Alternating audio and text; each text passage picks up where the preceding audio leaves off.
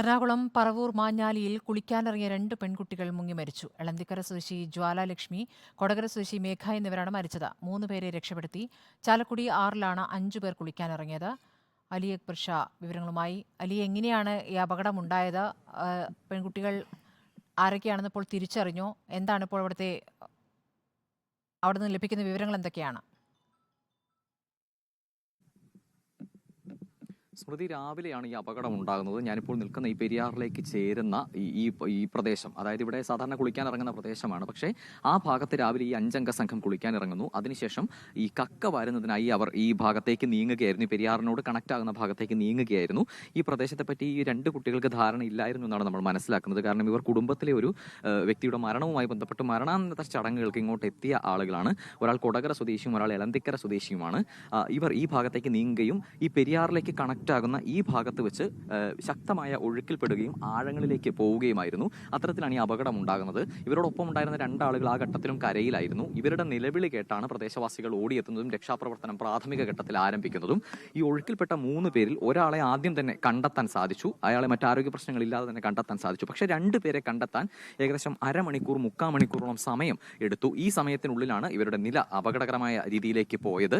Scuba team ഉൾപ്പെടെ, ഫയർഫോഴ്സും scuba team ഉൾപ്പെടെ ഈ സ്ഥലത്തെത്തി. ഈ നാട്ടുകാരോടൊപ്പം രക്ഷാപ്രവർത്തനത്തിൽ പെട്ടെന്ന് തന്നെ ചേരുന്ന സാഹചര്യം ഉണ്ടായി. ആ ദ്രുതഗതിയിലുള്ള ഈ പരിശോധനയിലാണ് 3/4 മണിക്കൂറിനുള്ളിലെങ്കിലും ഇവരെ കണ്ടെത്താൻ സാധിച്ചത്. ഇപ്പോൾ ആ കണ്ടെത്തിയവരിൽ 2 പേരുടെ മരണമാണ് ആശുപത്രിയിൽ നിന്നും സ്ഥിരീകരിച്ചിരിക്കുന്നത്. 2 പേരാണ് മരിച്ചത്. ഒന്ന് മേഘ, ഒന്ന് ജ്വാലാലക്ഷ്മി. 13 വയസ്സും 26 വയസ്സും ഉള്ള ആളുകളാണ് ഇവർ. 2 പേരും, ഒരാൾ കൊടകര സ്വദേശിയും ഒരാൾ എളന്തിക്കര സ്വദേശിയുമാണ്. ഈ പ്രദേശത്തുള്ള, അതായത് ഈ അപകടം നടന്ന സ്ഥലത്തുള്ള ഇവരുടെ ബന്ധുവിന്റെ വീട്ടിൽ ഒരു മരണാനന്തര ചടങ്ങുകൾക്ക് വേണ്ടി എത്തിയതായിരുന്നു. ആ ചടങ്ങുകൾ കഴിഞ്ഞിട്ട് ദിവസങ്ങൾ മാത്രമേ ആയിട്ടുള്ളൂ. അപ്പോഴാണ് ഇത്തരത്തിലൊരു ദുരന്ത വാർത്ത ഉണ്ടാകുന്നത്. ഇത് നമ്മൾ നേരത്തെ ആളുകളോട് പ്രതികരിക്കുമ്പോഴും മനസ്സിലായത്, ആ പ്രദേശം, അതായത് ഏകദേശം കുറച്ച് ദൂരേക്ക് അവിടെ നിന്നാണ് ഇവർ ഒഴുകിയെത്തുന്നത്. അവിടെ ആളുകൾക്ക് ഇറങ്ങാൻ കഴിയുന്ന വലിയ ആഴമില്ലാത്ത പ്രദേശമാണ്. അവിടെ നിന്നും ഇറങ്ങി കുളിച്ചുകൊണ്ട് ഇവർ കക്കയൊക്കെ വാരി ഇങ്ങോട്ട് വരുമ്പോഴാണ് ഈ ഭാഗത്തേക്ക്, പെരിയാറിന്റെ ഭാഗത്തേക്ക് എത്തുകയും ഇവിടെ നിന്നും ഇവർ ഒഴുക്കിൽപ്പെടുകയും ചെയ്യുന്നത്. ഒഴുക്കിൽപ്പെട്ടതോടുകൂടി നിലയില്ലാത്ത കയമാണ്. നേരത്തെ നാട്ടുകാർ പറഞ്ഞപ്പോൾ അവർ പ്രതികരിച്ചതനുസരിച്ച് വലിയ ആഴമുള്ള, ഈ പ്രദേശവാസികൾക്ക് തന്നെ നീന്തി പിടിക്കാൻ കഴിയാത്ത നിലയിലുള്ള ആഴമുള്ള പ്രദേശമാണ്. അവിടേക്കാണ് ഇവർ അപകടത്തിൽപ്പെടുന്നതും പിന്നീട് ഒരു വലിയ ദുരന്തത്തിലേക്ക് സംഭവം പോകുന്നതും. 5 പേരായിരുന്നു ഇത്തരത്തിൽ രാവിലെ ഇവിടെ എത്തുന്നത്. അതിൽ 3 പേർ അപകടത്തിൽപ്പെടുന്നു. അതിൽ 2 പേരുടെ മരണം ഈ ഘട്ടത്തിൽ സ്ഥിരീകരിക്കുകയും ചെയ്യുന്നു. ഏറെ വേദനിപ്പിക്കുന്ന ഒരു വാർത്തയാണ്. ഏറെ ഞെട്ടലുണ്ടാക്കിയ ഒരു വാർത്ത കൂടിയാണ് പ്രദേശവാസികളെ സംബന്ധിച്ചിടത്തോളം ഇത്. ഇപ്പോൾ ആ സമയത്ത് തന്നെ ഇവിടെ ഈ രക്ഷാപ്രവർത്തനം ഉൾപ്പെടെയുള്ള കാര്യങ്ങൾ ആരംഭിച്ചിരുന്നു. ചേട്ടാ, ഇവിടെ നേരത്തെ ഇത്തരത്തിൽ അപകടങ്ങൾ നടക്കുന്ന സ്ഥലമാണോ? ഇല്ല, ഇതിനു മുമ്പ് ഇതിലൊന്നും നടന്നിട്ടില്ല. ഈ രക്ഷാപ്രവർത്തനം ഏത് നിലയിലായിരുന്നു എന്നുള്ളത്? രക്ഷാപ്രവർത്തനം മികച്ച രീതിയിലാണ്. സ്കൂബ ടീം ഉൾപ്പെടെ സമയത്ത് വന്നിട്ടുണ്ട്. ചേട്ടാ, ഈ പ്രദേശം ഇപ്പോൾ അവിടെ നിന്ന് പറഞ്ഞനുസരിച്ച് അവിടെ ആഴം കുറവാണ്, ഇങ്ങോട്ടെത്തുമ്പോഴാണ് ആഴം കൂടുന്നത്. 2 പുഴയുടെയും ചേർന്ന് വരുന്ന ഒരു സ്ഥലമാണല്ലോ. അപ്പൊ ഇവിടെ ഈ ഒരു ചുഴി പോലെ ഉണ്ടാവും. അപ്പൊ അവിടെ നിന്ന് മണ്ണ് പോയിട്ട് അവിടെ കുഴിയുമാണ്. അതുകൊണ്ട് ഇവിടെ കുറച്ച് സ്ഥലത്ത് ആഴം ഉണ്ടാവും.